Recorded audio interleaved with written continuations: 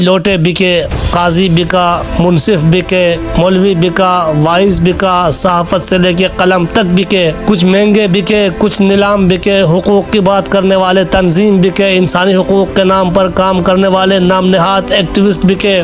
مرشد چٹان کی طرح کھڑا رہا، اسے گرانے واسطے تمام مخالفین ایک پیج پر آئے مگر مرشد کھڑا رہا۔ جب وہ سیاست میں آئے تو اسے ایک سیٹ والے کا تانا دیا گیا، اسے کہا گیا کہ سیاست تمہارا کام نہیں، تم کرکٹ کھیلو، مگر وہ کھڑا رہا۔ اسے کہا گیا کہ تمہارے پاس ووٹ بینک نہیں، وقت ضائع نہیں کرو، مگر وہ کھڑا رہا۔ صرف ایک بات کہا کہ میرا ووٹر ابھی جوان ہونے میں وقت لگے گا۔ پھر جب ووٹر جوان ہوئے تو ان کے نقش قدم پر چلنے لگے تو اسے گرانے کا پلان بنایا گیا۔ اسے غدار کہا گیا، اسے کافر یہودی ایجنٹ کہا گیا، مگر وہ کھڑا رہا۔ پھر جب جوان ان کے کال پر لبیک کہتے ہوئے نکلنا شروع کیے تو اسے سلیکٹڈ کہا گیا، مگر وہ کھڑا رہا۔ اسے گرانے واسطے ہر جائز و ناجائز حربہ استعمال کیا گیا مگر وہ کھڑا رہا۔ اسے موالی کہا گیا، اسے مقرور قرار دیا گیا، اسے تکبر کہا گیا، مگر وہ کھڑا رہا۔ اسے زناکار کہا گیا، اسے نشائی کہا گیا، اسے چرسی کہا گیا، مگر وہ کھڑا رہا۔ اس کی کردار کشی کی گئی، اس کی سابقہ اہلیہ کے ذریعے ان کے خلاف کتاب لکھا گیا، اس کی نجی زندگی میں مداخلت کی گئی مگر وہ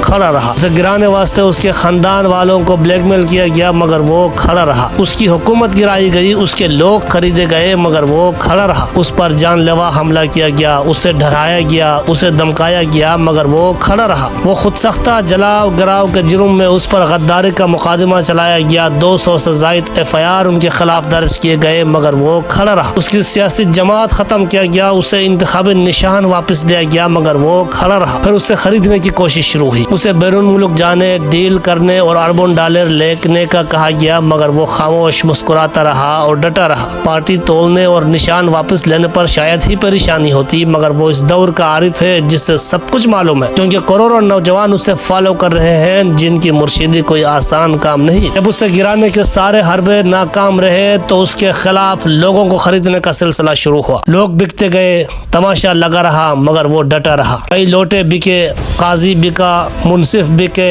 مولوی بکا، وائز بکا، صحافت سے لے کے قلم تک بکے، کچھ مہنگے بکے، کچھ نیلام بکے، حقوق کی بات کرنے والے تنظیم بکے، انسانی حقوق کے نام پر کام کرنے والے نام نہاد ایکٹیوسٹ بکے، اینکر پرسن بکے، میڈیا بکا، اخبار بکے، خبر بکا، خبر رساں بکے مگر وہ ڈٹا رہا۔ ہر خاص و عام کے بکنے کے بعد جب اس سے فرق نہیں پڑا تو واپس ذاتیات پر اتر آئے۔ ان کے نکاح کو جعلی قرار دیا گیا، ایک باپردہ خاتون کی تذلیل ہوئی، اس سے عدالت میں گھسیٹا گیا، اسلامی خاندانی نظام کی ساکھ کو متاثر کیا گیا۔ اسلام کے نام پر مال بٹورنے والے مولوی خاموش رہے مگر وہ ڈٹا رہا۔ اس دوران ان کے فالوورز کو حق و باطل کی پہچان مزید واضح ہوئی، علماء سو اور علماء حق کی پہچان واضح ہوئی۔ پھر ان کے فالوورز کا امتحان شروع ہوا۔ جب ان کے فالوورز کا امتحان شروع ہوا تو وہ خوف کے بت تولتے ہوئے باہر آنا شروع ہوئے اور اپنا ووٹ کپتان کے حق میں استعمال کیا، اور ایک دھاندلی زیادہ سسٹم میں شفافیت پیدا ہوئی۔ یہاں کل تک الیکشن جیتنا اسٹیبلشمنٹ کی مرہون منت سمجھا جاتا تھا، آج اسی اسٹیبلشمنٹ کو مات دے کر نئی تاریخ رقم کر دی گئی اور دنیا کو ایک خاموش انقلاب کا درس دیا گیا۔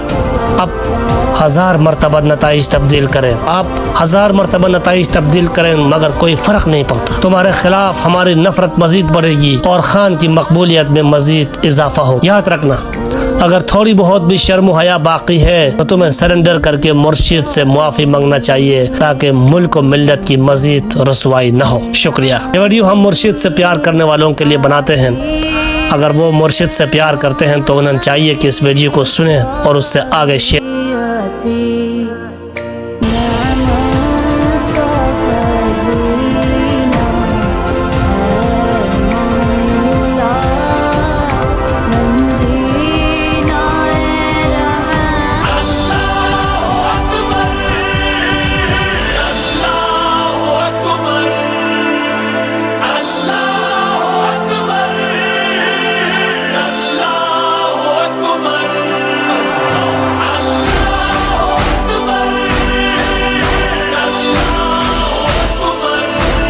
جذبۂ حیدر دکھلاؤ تو جیت کا پرچم لہرایا۔